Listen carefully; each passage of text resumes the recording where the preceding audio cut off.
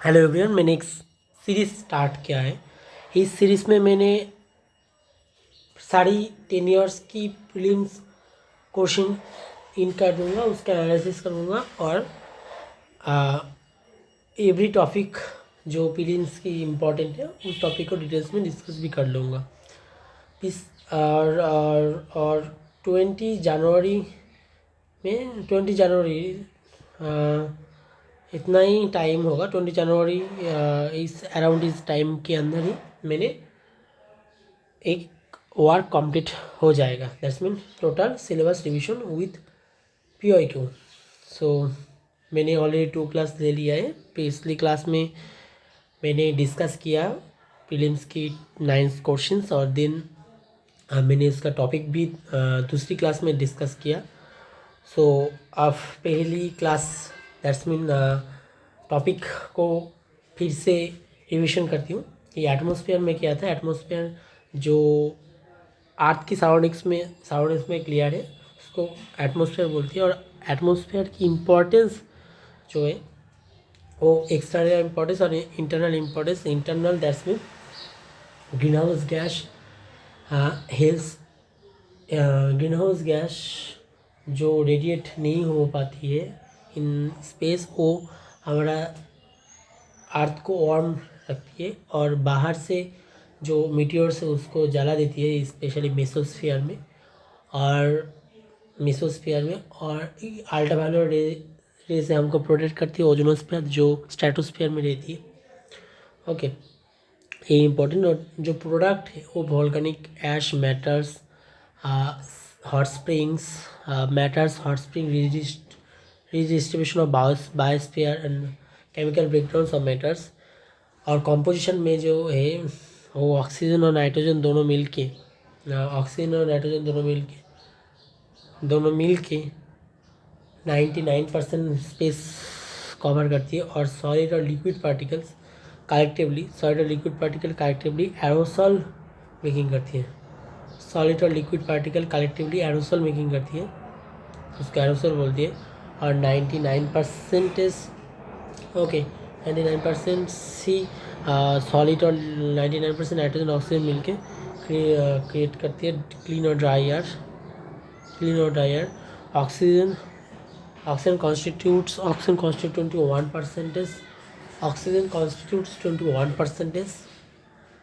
and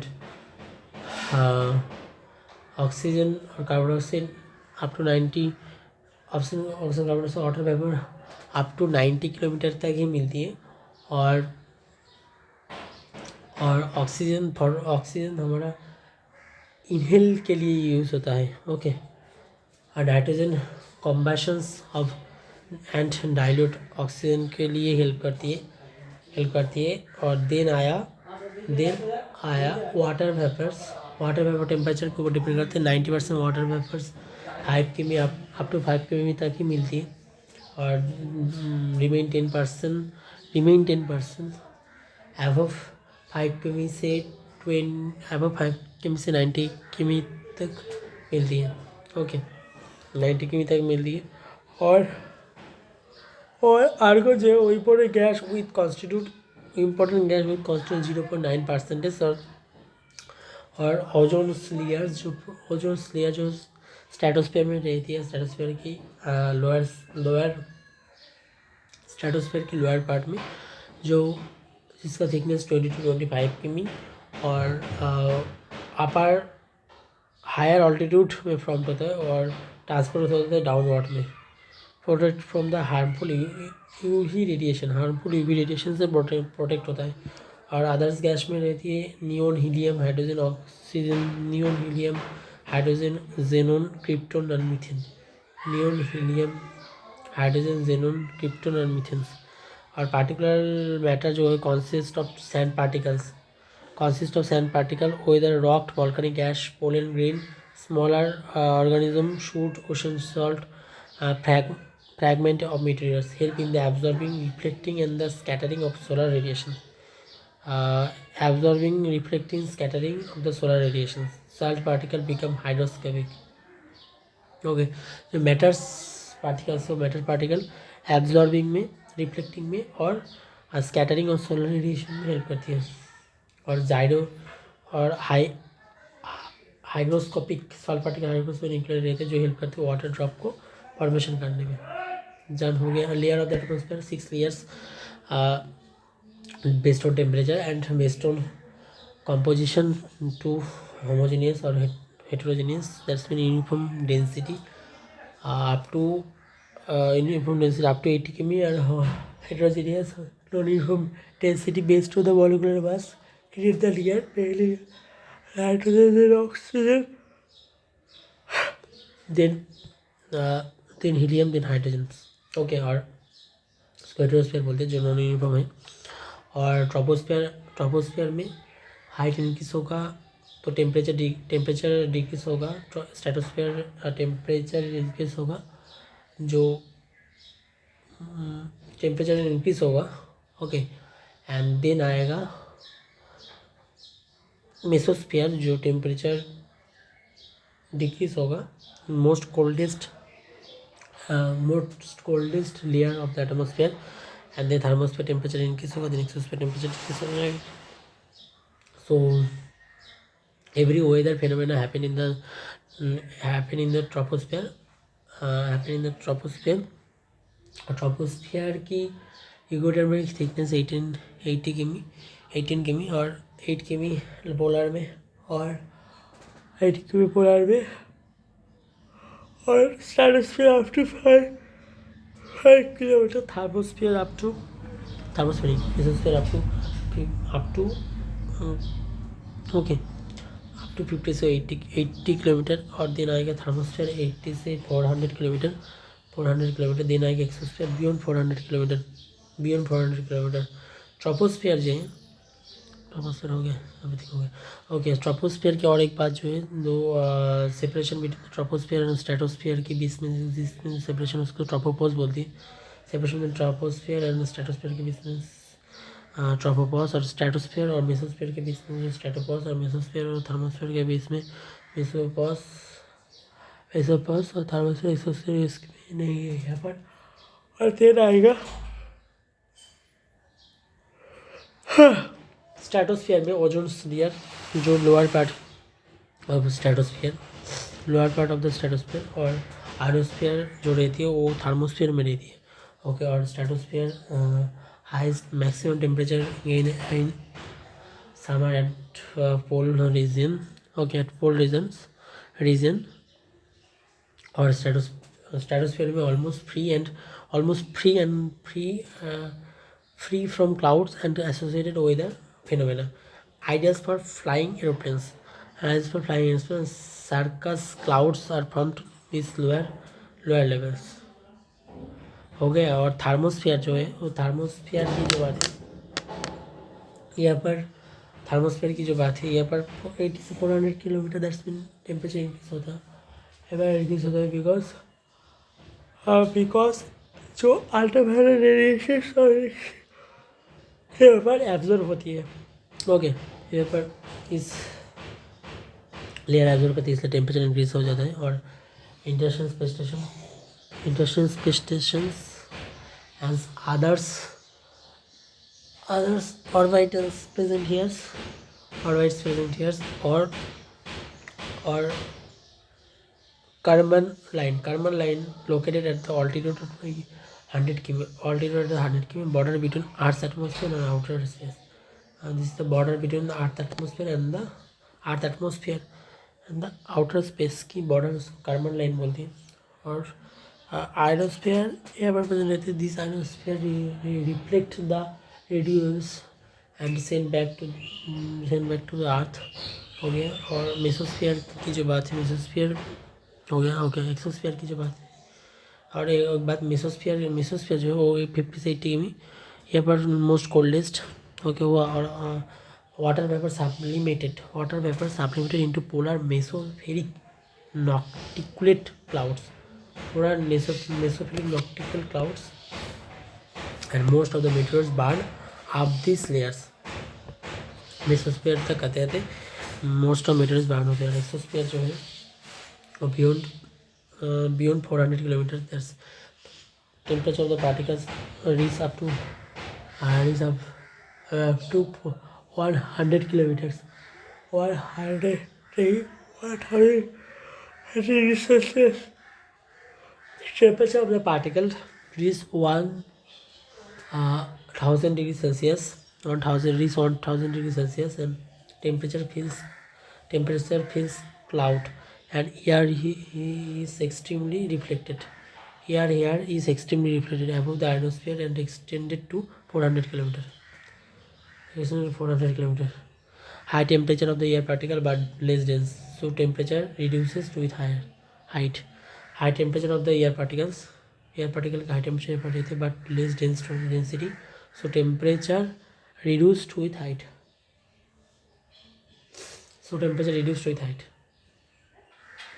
Okay. And density be also reduced here. High temperature fills clouds and very way of heat transfer. What is the way of heat transfer? It is the fourth phenomena. What is conduction transferred through the movement of the particles from one place to another place. High temperature to lower temperatures. There's mechanisms in high density. That's when particles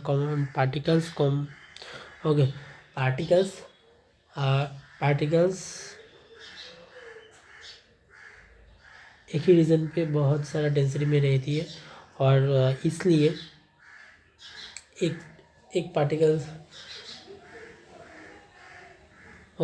एक particle से और particle दिन ऐसे heat transfer होते हैं without actually mistake that's heat transfer from one place to another place, high temperature, low temperatures, without movement of the particles, and heat transferred one particle to another particle, then one particle to another particle, but not the change the position of the particles. Convection is heat transfer one particles to heat transfer one place to another place. We change the particles of the matters. Change the particle of the matters. That's mean high temperature, low density, high temperature, low density, high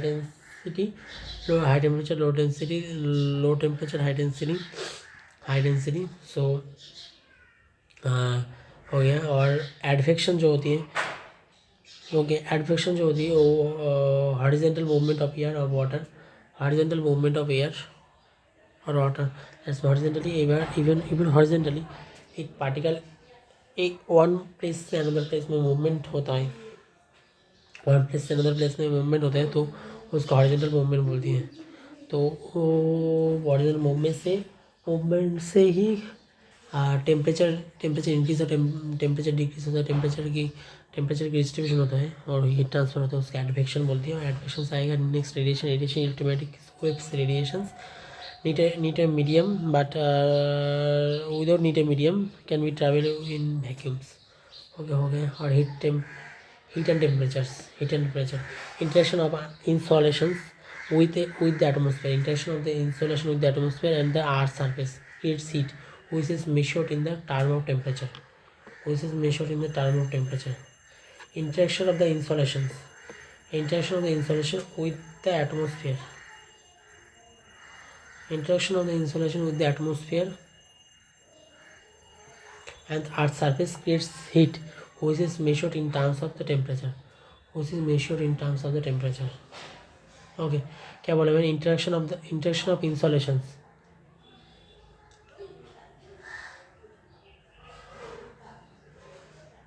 Interaction of the insolations. Okay, air particle with the earth's surface, which creates heat, which is measured in terms of the temperature. Okay, temperature and the heat and temperature varies both horizontally and vertically. Heat or temperature varies both horizontally and vertically. Factors which affect distribution of the temperature. Factors which affect distribution of the temperatures. कौन factor है जो temperature distribution को affect करती है? एक है altitude, latitude, Okay, altitude that's mean Delhi or Himalaya, and latitude that's mean 0 degree and 90 degree. That's mean equator or poles. Latitude, okay. Latitude, sunspot cycles, sunspot cycles and sunlight's duration. Sunlight duration summer में more than uh, more than average times that's mean 12 hours से ज़्यादा भी sunlight रहती है। और बिल्कुल ऐसा भी नहीं, बहुत टाइम ही सनराइज समर में रहता है। विंटर में सनलाइट ज़्यादा नहीं रहती है। तो सनलाइट की एक duration of sunlight and distance from the coastal regions, Kolkata Delhi ऐसा distance from the coastal regions. Okay, then जो फैक्टर आएगा उसको बोलती है कि local wind and urban distributions, क्योंकि urban distribution that's mean urban region में टेम्परेचर इंक्रीज ही रहता है हर वक्त, और लेकिन रूरल रीजन में टेम्परेचर इंक्रीज नहीं रहता है हर वक्त। ओके, एक क्वेश्चन और then ocean current and vegetable covers that's mean Sahara deserts भी हो सकता है और अमेजन फॉरेस्ट भी हो सकते हैं, इसके बारे में बोला कि factors that's affecting distribution of the temperature, कौन फैक्टर है जो डिस्ट्रीब्यूशन ऑफ द टेम्परेचर में रिस्पॉन्सिबल रहती है। और दिन आएगा एल्बेडो जो है एक स्टैंडर्ड्स और मेजरेबल फिजिकल क्वांटिटी है जो reflectivity, the amount of measures of the reflectivity of a surface,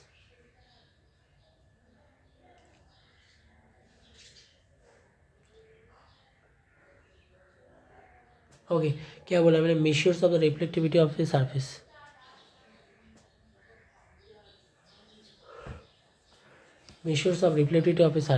this is called albedo. Surface with high albedo such as snow and ice.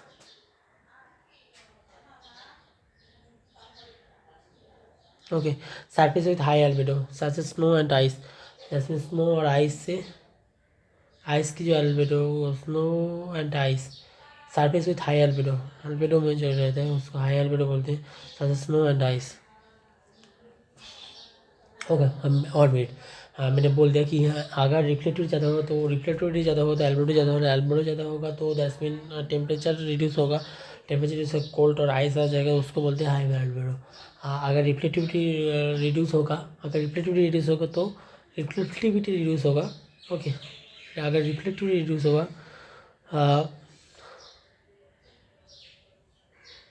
मैंने क्या बोला, अगर रिफ्लेक्टिविटी रिड्यूस होगा ओके तो लो albedo होगा। अगर लो एल्बेडो होगा तो वो उस एरिया में टेम्परेचर ज़्यादा होगा, दैट्स मीन रिलेटिविटी ज़्यादा नहीं होगी। इस सरफेस को बोलते हैं dark surface, which can be ocean forest and urban areas, और short and long wave radiation, short wave radiation और long wave radiation. Short wave radiation that's mean temperature increase wavelength decrease, that's mean short wave radiation, and temperature low and wavelength से ज़्यादा होगा तो उसको बोलते हैं long wave radiation. Okay, और radiation that's mean electromagnetic waves, and isotherm that's mean constant, therm that's mean temperature, that's mean क्या बोला मैंने, आइसो दैट्स मीन कांस्टेंट और therm that's mean temperature. So isotherm constant temperature, earth की कौन reason में temperature constant रहती है उस रीजन को, दैट्स मीन उस लोकेशन का अगर मैंने लाइन जॉइनिंग कर दिया, that's mean line joining location with same temperature, that's called the isotherms. Okay, that's mean land और सी की बीच में contrast, ocean current topography, land और सी के बीच में contrast.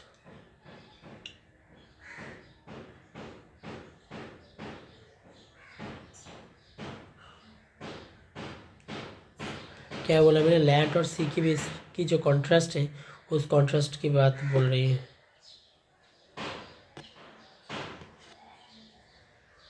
that's mean bent inland in summer and towards the coast.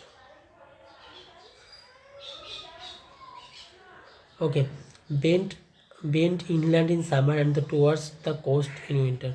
Towards the coast in winter.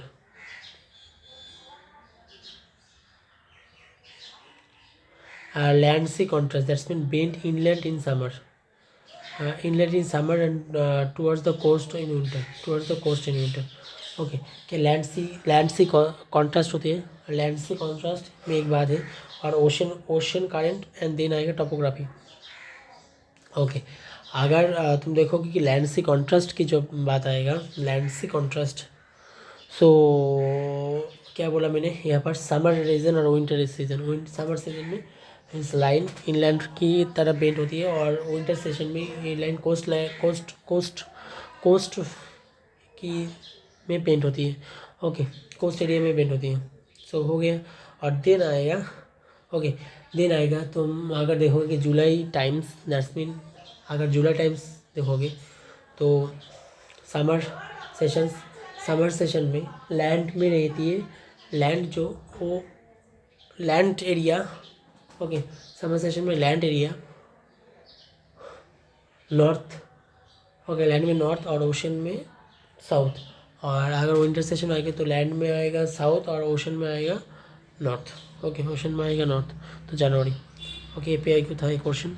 और ocean current is can cause isotherms to blast और curve depending on their temperature. Can cause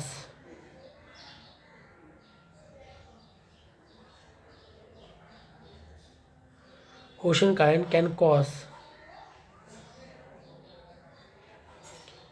okay ocean current can cause isotherm to bulge or curve depending on their temperature.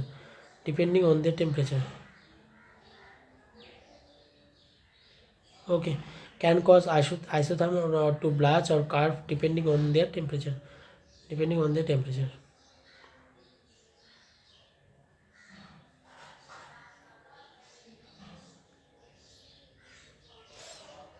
Okay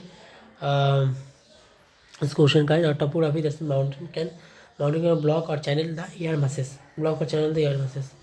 then आएगा horizontal temperature distribution. इसको equator से अगर तुम पोल में जाओगे तो equator से पोलवार्ड में टेम्परेचर डिक्रीज हो जाती है. और horizontal distribution of temperature across the latitude, 10 degree Celsius में एक टेम्परेचर रहती है, 30 डिग्री सेल्सियस में टेम्परेचर, 60 डिग्री और 90 डिग्री में temperature. That's mean isotherms creates isotherms around the latitude, across the latitude में टेम्परेचर डिस्ट्रीब्यूशन होती है. और टेम्परेचर की जो डिस्ट्रीब्यूशन होती है यहाँ पर इक्वेटर में टेम्परेचर ज़्यादा है, इक्वेटर से पोलवार्ड में टेम्परेचर की डिस्ट्रीब्यूशन होती है. That's mean temperature declines. Equatorial region is hot. Okay equatorial region is hot. Lowest temperature is at and near the pole. Lowest temperature is at and near the pole.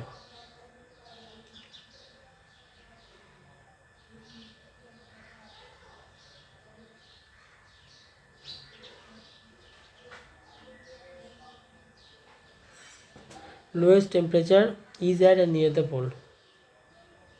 Okay is at and near the pole. हुआ. And then आएगा reason.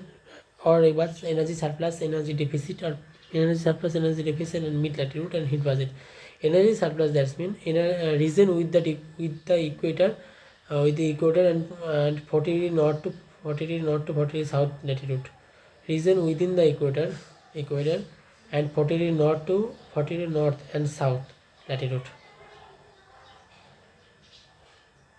क्या बोला मैंने, region with in the equator and 40 north to 40 south तक region जो वहाँ पर temperature ज़्यादा है तो दैट्स मीन एनर्जी जाता है. एनर्जी ज़्यादा होगा तो एनर्जी सरप्लस हो जाएगा. और दिन आएगा energy deficit that's mean region beyond 40 degree Celsius to 40 region beyond 40 degree north and 40 degree south is called energy deficit. temperature reduce, so energy, temperature reduce, so density reduce, so energy deficit area. Atmosphere, the planetary wind and the ocean, that's mean ocean current transfer excess आप heat से देखेंगे, temperature हो गया, आप heat से देखेंगे. The atmosphere and the ocean transfer excess heat from the tropics, transfer excess heat by the atmosphere, that's mean planetary wind और ocean current excess heat को ट्रांसफ़र करती है. अब आएगा next, that's mid latitude. heat transfer take across heat transfer take place across the mid latitude.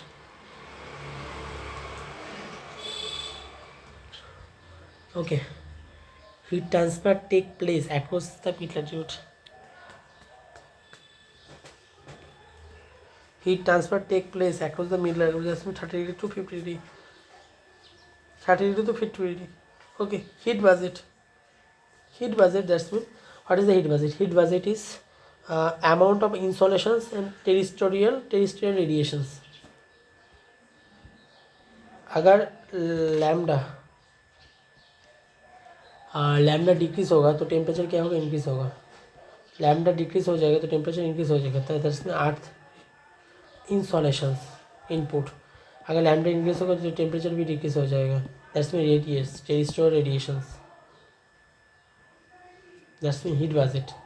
Okay, what is the heat budget? Heat budget is lambda अगर increase होगा, temperature अगर increase होगा तो लैम्डा क्या होगा? डिक्रीज हो जाएगा. और अगर लैम्डा इंक्रीज होगा तो टेम्परेचर क्या होगा? डिक्रीज हो जाएगा. ओके, इसको बोलते हैं अर्थ रेडिएशन. सॉरी, एक होता एक अर्थ एक अमाउंट ऑफ अगर अर्थ रिसीव करेगा तो उसको बोलेगा इंसोलेशन. अगर अर्थ रेडिएट करेगा तो उसको बोलेगा terrestrial radiation. Okay, terrestrial radiation. So incoming short wave radiations and outgoing short long wave terrestrial radiation, that's it, terrestrial radiations. Input output, that's the input greater than output. Okay, heat budget of the earth. What is the heat budget of the earth? Short wave solar radiation and long wave earth radiations. Short wave solar radiation, long wave earth radiations. Okay, short wave solar radiation में क्या बोलती है? Short wave solar radiation में क्या बोलते हैं? Long wave solar radiation में क्या बोलते हैं? अगर 100% इनकमिंग सोलर रेडिएशन आएगा तो क्लाउड से रिफ्लेक्ट हो जाएगा 27%. अगर रिसीव कर लेगा तो 34% बाय अर्थ रिसीव होगा. और कुछ स्कैटरिंग 6% रिफ्लेक्ट होगा. और 70% एब्जॉर्ब करेगा बाय अर्थ. और absorb by atmosphere 14%. Absorb by atmosphere 14% हो गया. और देन अगर हम यहाँ पर देखेंगे कि 65% एब्जॉर्ब होती है टोटल जो अर्थ और एटमोसफेयर के लेके, और 35% रेडिएट हो जाती है. रेडिएट तो नहीं, रिफ्लेक्ट हो जाती है. और जो स्पेशली क्लाउड्स, ओके, स्कैटरिंग और अर्थ से रिपीट हो जाती है. और देन आएगा लॉन्ग वेव अर्थ रेडिएशंस जो रहती है उस वहाँ पर 33% अर्थ से रेडिएट होती, 9% इज कॉन्वेक्शन और टर्बुलेंस से, और 19% कंडेंसेशन से. अगर ऐसा होगा तो 6 + 6 - 17 और +9 -19 -48. यही इसका एक मिक्स का सिस्टम.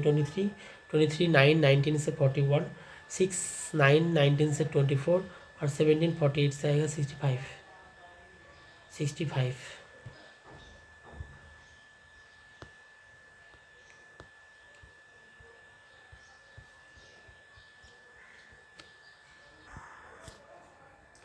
अब हम PIQ को एनालिसिस करेंगे.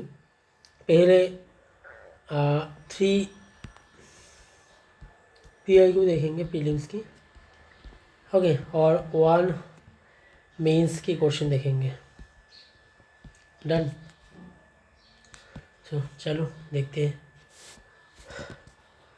क्या बोला. Westerlies in the southern hemisphere 2011. Okay, westerlies in the southern hemisphere are stronger and persistent than the northern hemisphere. Why?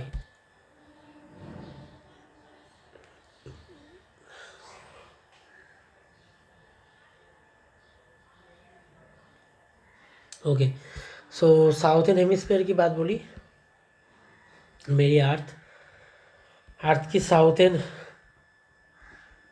Hemisphere, और यहाँ पर आया north hemisphere, south hemisphere north hemisphere. So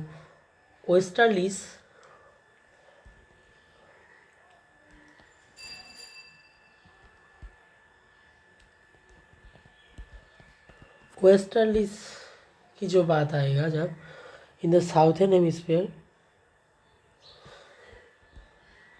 okay, in the southern hemisphere और northern hemisphere. So westerlies in the southern hemisphere are stronger and persistent. तो यहाँ पर कि stronger and पार्सिस्टेंस,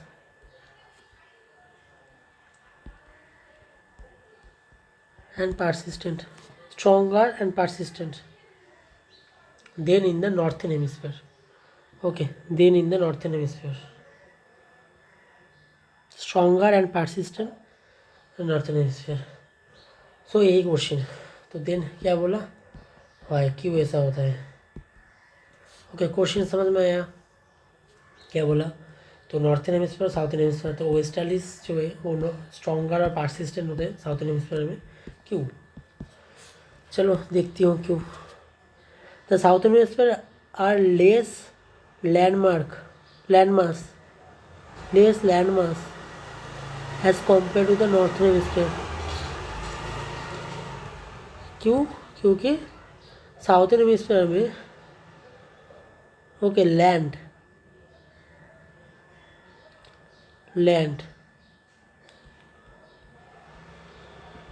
ज़्यादा है यहाँ पर. Then Coriolis force is higher in the southern hemisphere as compare to the northern hemisphere. क्या बोला, Coriolis force, okay, Coriolis force is high, ये पूछा, higher in the southern hemisphere as compare to the northern hemisphere. So option 1 right, that's mean 2 is false.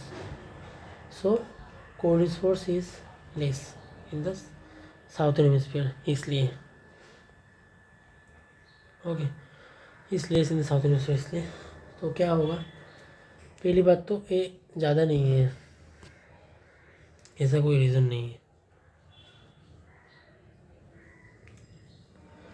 Okay, so question को मैं repeat करती हूँ कि एक हेमिस्फीयर लिया मैंने, हेमिस्फीयर की नॉर्थर्न हेमिस्फीयर है या साउथर्न हेमिस्फीयर है. सो नॉर्थर्न हेमिस्फीयर जो है उसको, और साउथर्न हेमिस्फीयर, तो वेस्टर्लीज जो है वो स्ट्रॉन्गर और persistent in the southern hemisphere. क्यों, क्योंकि लैंड मास, ओके, और लैंड मास है वो लैंड मास बहुत ही ज़्यादा है. The southern hemisphere has less land mass as compare to the northern hemisphere. Southern hemisphere has less land mass as compared to the northern hemisphere. Oh sorry, less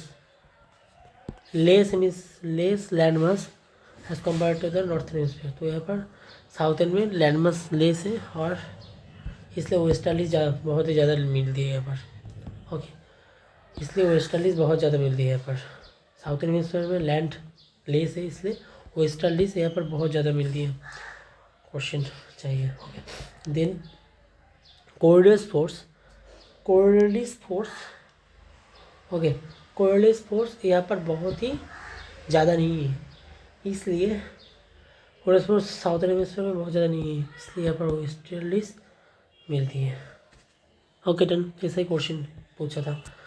okay, then jet aircraft fly very easily and smoothly. क्या बोला मैंने, jet aircraft fly very easily and smoothly in the lower stratosphere. What could be the appropriate explanation? Jet aircraft fly very easily and smoothly. Okay, so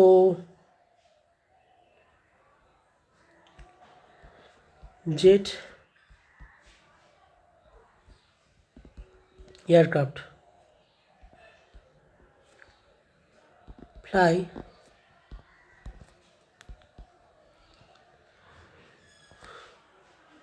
very easily. Okay, very easily and smoothly. कहाँ पर? Lower stratosphere में. Lower stratosphere, अभी मैंने stratosphere पढ़ा तो lower stratosphere में. Stratosphere में. Okay, सो lower stratosphere में वेरी इजीली स्मूथ करती है. What is the explanation? क्यों? नेक्स्ट क्वेश्चन क्या रीज़न है? रीज़न यहाँ पर जो है वो रीज़न यहाँ पर जो है वो क्या रीज़न है? 1 minute please.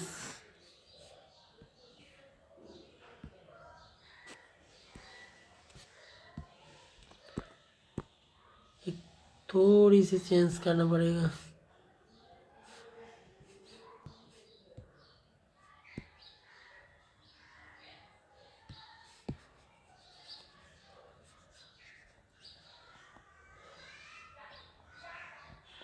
Okay, Y?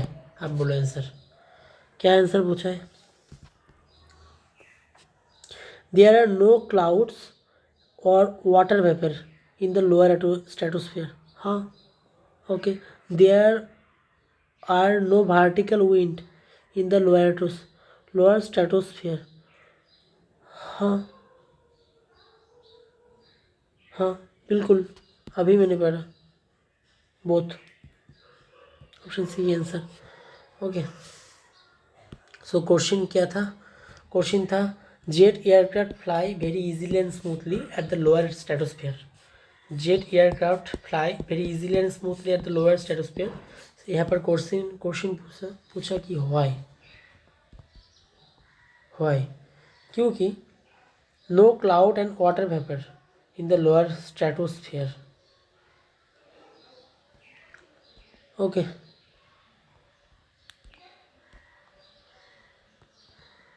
No clouds नहीं है, वाटर वेपर भी नहीं है.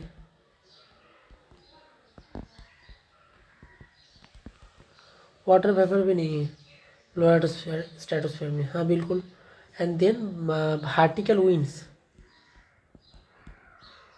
वर्टिकल विंड्स भी नहीं है लोअर एटमॉस्फेयर में. बिल्कुल. सो इसलिए option C is right. Okay, so क्या बोला? The jet aircraft fly very easily and smoothly as a lower stratosphere. क्योंकि क्लाउड्स भी नहीं है, वाटर वेपर भी नहीं है, वर्टिकल विंड्स भी नहीं है. अभी मैंने इस टॉपिक्स को अभी रिवाइज किया. ओके, अभी रिवाइज किया. Then with reference to Coriolis force, which of the following statements is correct? With reference to Coriolis force, which statement is correct? It increases in wind velocity. Okay, done. That's the Coriolis force.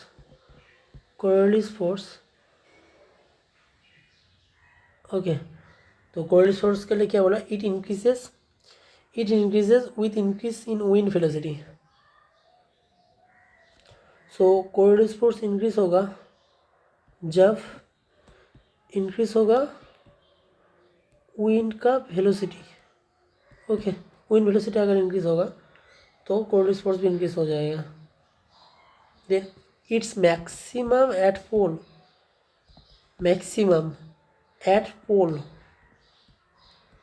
में maximum and absent and minimum, that's mean zero at the equator. Okay, यही question. Right option, दोनों ही right. तो क्या बोला? Coriolis force increase होगा जब increase होगा wind का वेलोसिटी, विंड वेलोसिटी अगर इंक्रीज हो गया तो कोऑर्डिनेट फोर्स भी इंक्रीज हो जाएगा। ओके, विंड वेलोसिटी अगर इंक्रीज हो गया तो कोऑर्डिनेट फोर्स भी इंक्रीज हो जाएगा, यही पूछा। देन कोऑर्डिनेट फोर्स के बारे में, कोऑर्डिनेट फोर्स मैक्सिमम कहाँ पर है, पोल पर। कोऑर्डिनेट फोर्स मिनिमम कहाँ पर है, इक्वेटर में। इक्वेटर में कोऑर्डिनेट फोर्स मिनिमम है और पोल पर कोऑर्डिनेट फोर्स मैक्सिमम है। अगर विंड वेलोसिटी ज़्यादा हुआ तो कोऑर्डिनेट फोर्स भी ज़्यादा हो जाएगा। तो यही क्वेश्चन पूछा था यहाँ पर। देन मेंस का क्वेश्चन देखो, what do understand by phenomena of temperature inversion. Temperature inversion के फिनोमेना में तुम क्या समझती हो, what do understand in meteorology. Okay, meteorology. So what do you understand by the phenomenon of temperature inversion in meteorology, and how does it affect weather and habitats of the places? क्या बोला यहाँ पर, what do you understand by the phenomenon of the temperature inversion in meteorology. temperature inversion in the meteorology में तुम क्या समझती हो, and then question क्या है, how does it affect the weather and habitats of the places. Okay, question लिखती हूँ पहले। सो टेम्परेचर इन्वर्शन क्या है, एंड देन इसका इफेक्ट कहाँ पर, वेदर पे क्या इफेक्ट होगा और हैबिटेट में क्या इफेक्ट होगा।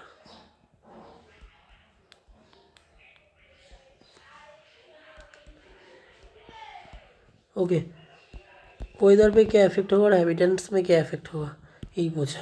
सो what is the temperature inversion, what do understand in and what effect in the weather and habitats. तो यही क्वेश्चन है, डन हो गया। क्वेश्चन मेरा एनालिसिस तो हो गया। तो अब मैं क्या क्या टॉपिक यहाँ पर पढ़ने वाली हूँ वो देखते हूँ।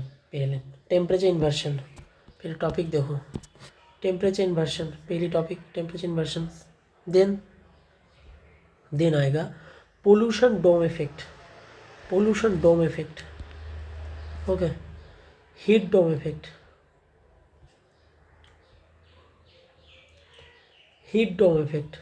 डन। देखो डोम इफेक्ट, दोनों डोम इफेक्ट ही यहाँ पर डिस्कस किया है। पोल्यूशन डोम इफेक्ट भी आते हैं और हीट डोम इफेक्ट भी आती है, और temperature inversion.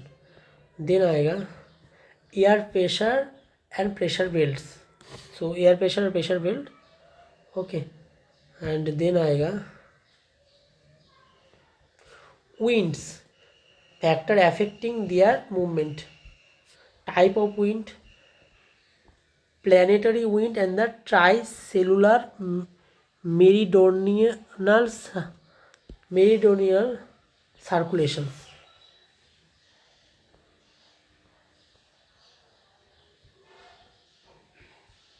Meridional circulations,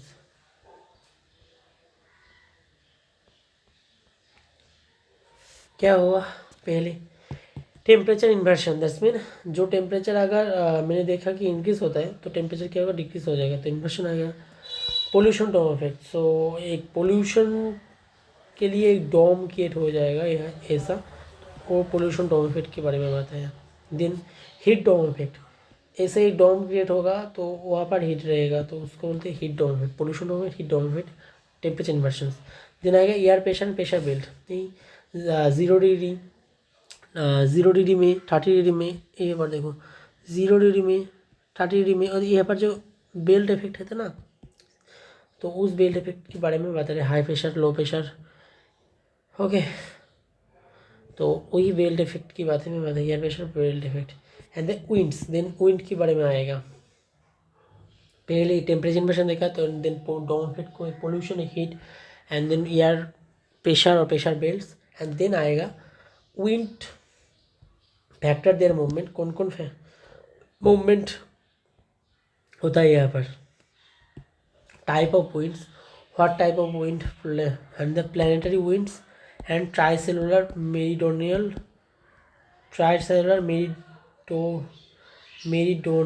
circulations. planetary wind and tricellular meridional circulations, planetary wind and tricellular meridional circulations, okay.